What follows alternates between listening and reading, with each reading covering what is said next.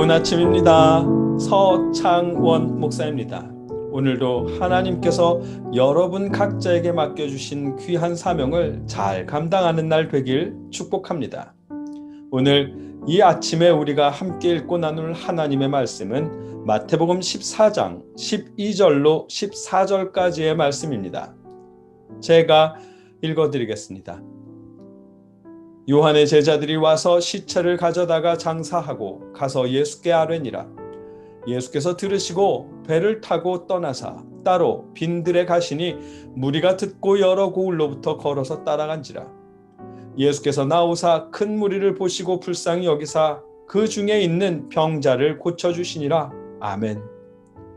오늘 본문은 세례 요한의 죽음을 들은 예수님의 모습을 보여주십니다. 이 말씀을 통해 세례 요한과 예수님의 사명이 서로 다른 사명이었음을 알게 하십니다. 우리 사명도 서로 다를 수 있음을 깨닫게 하십니다. 어떤 의미인지 말씀을 자세히 살펴보겠습니다. 예수님은 세례 요한의 제자들로부터 세례 요한이 죽임을 당했다는 사실을 그 소식을 전해 듣습니다. 그 소식을 듣고 바로 예수님은 배를 타고 떠나서 홀로 한적한 곳을 찾으십니다. 같은 내용을 담고 있는 마가복음 6장이나 누가복음 9장에서는 세례 요한의 죽음을 들은 후에 선교를 떠났던 제자들이 돌아와 선교 보고를 하는 것을 들으시고 난 후에 배를 타고 떠나는 것처럼 말씀해 주십니다. 그러나 마태복음은 세례 요한의 죽음을 듣고 바로 한적한 곳을 찾아 떠나는 내용으로 이어집니다. 여러분이 말씀을 읽다가 성경을 읽다가 이런 차이를 느끼셨다면 정말 말씀을 꼼꼼하게 잘 읽었다는 증거입니다. 정말 잘 읽으셨습니다. 복음서에 이런 차이가 생기는 이유는 복음서가 예수님을 따라다니면서 밀착 취재, 실시간으로 밀착 취재한 기사이거나 혹은 전기문이 아니기 때문입니다. 복음서는 하나님의 아들 예수 그리스도를 증언하기 위해 예수님이야말로 하나님의 아들임을 증언하기 위해 기록한 말씀입니다. 시간이나 순서상의 디테일보다는 예수님께서 행하신 일, 예수님께서 가르쳐 주신 말씀의 전달이 더욱 중요한 목적입니다. 예수님께서 하나님의 아들일 수밖에 없다는 증거, 예수님의 사명을 전하는 것이 복음서의 목적이었습니다. 오늘 본문 말씀도 마찬가지입니다. 세례 요한이 죽었다는 소식을 들은 예수님은 예수께서 들으시고 배를 타고 떠나사 따로 빈들에 가시니 아멘. 홀로 빈들을 찾아 떠나십니다. 세례 요한의 죽음에 대해 들으시고 예수님도 나서서 따라다니는 많은 회중과 더불어 헤롯의 잘못된 결혼과 세례 요한의 부당한 죽음을 성토할 법도 한데 예수님은 오히려 홀로 한적한 곳을 찾아 떠나셨습니다. 그 이유는 세례 요한의 죽음을 통해 예수님께도 고난의 시간이 다가오고 있음을 아셨기 때문입니다. 세례 요한이 부당하게 죽임을 당한 것처럼 예수님도 이제 곧 부당한 죽임을 당하게 되실 것입니다. 그 고난을 준비하고 세례 요한의 안타까운 죽음으로 인해 기도할 곳을 찾아 떠나셨던 것입니다.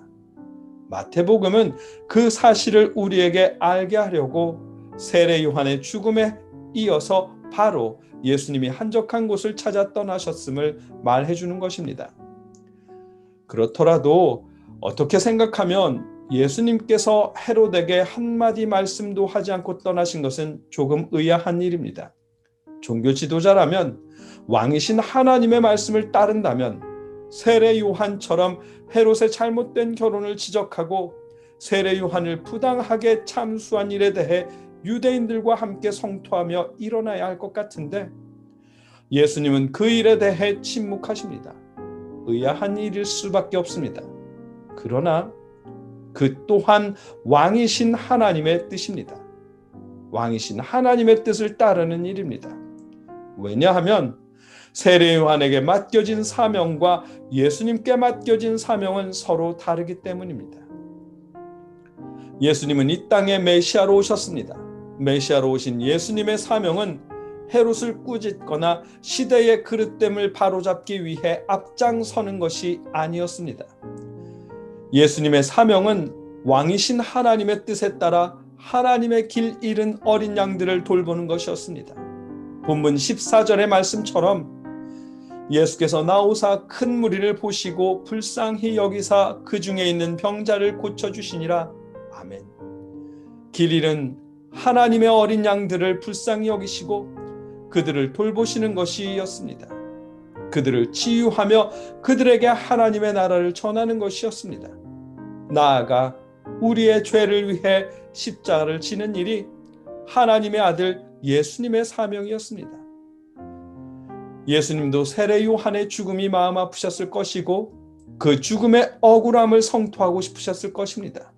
하나님의 말씀에 따라 헤롯을 꾸짖으며 세례 요한의 억울한 죽음에 대한 보상을 부르짖고 싶으셨을지도 모르겠습니다. 그러나 예수님의 사명은 하나님의 길 잃은 어린 양을 치유하며 그들에게 하나님의 나라를 전하는 것이었고 우리를 위해 십자가를 지는 것이었습니다. 그 사명을 위해 우리 예수님은 묵묵히 주님의 사명을 감당하신 것입니다. 오늘 본문은 이처럼 같은 시대를 살고 왕이신 하나님의 뜻에 따라 살지만 세례 요한과 예수님의 사명은 서로 다른 사명이었음을 보여주십니다. 왕이신 하나님의 뜻에 따라 예수님의 길을 예비하고 지도자 헤롯의 잘못을 꾸짖는 것이 세례 요한의 사명이었다면 우리 예수님의 사명은 메시아이며 하나님의 아들로서 하나님의 길 잃은 양들을 치유하고 돌보는 사명이었음을 우리에게 보여주십니다. 세례 요한과 예수님의 서로 다른 사명을 우리에게 알게 해주십니다. 사명이 서로 다르다는 것은 여러분에게도 마찬가지입니다. 우리에게는 예수님의 가르침에 따라 바르고 정직하며 이 땅에 하나님의 나라를 이루어가야 한다는 공통적인 사명이 있습니다. 마찬가지로 여러분의 달란트에 따라 여러분에게 맡겨진 서로 다른 사명도 있습니다. 타인의 사명을 하나님의 뜻이라는 말로 일반화하지 마십시오. 여러분의 사명을 쉬이 속단하며 스스로 획일화시키지도 마십시오. 하나님은 여러분 각자에게 여러분의 달란트에 맞는 사명을 맡기셨습니다. 하나님의 말씀에 따라 여러분에게 맡겨진 서로 다른 각각의 사명을 발견할 수 있기를 기원합니다. 믿는 사람으로 행동에 대해 일반화하는 사람들의 소리나 생각에 흔들리지 마시고 여러분이 발견한 여러분의 사명을 감당할 수 있기를 기도합니다. 세상의 흐름이나 타인의 시선에 흔들리지 않고 예수님처럼 하나님께서 맡겨주신 여러분의 사명을 묵묵히 감당할 수 있기를 주님의 이름으로 축복합니다. 함께 기도하겠습니다.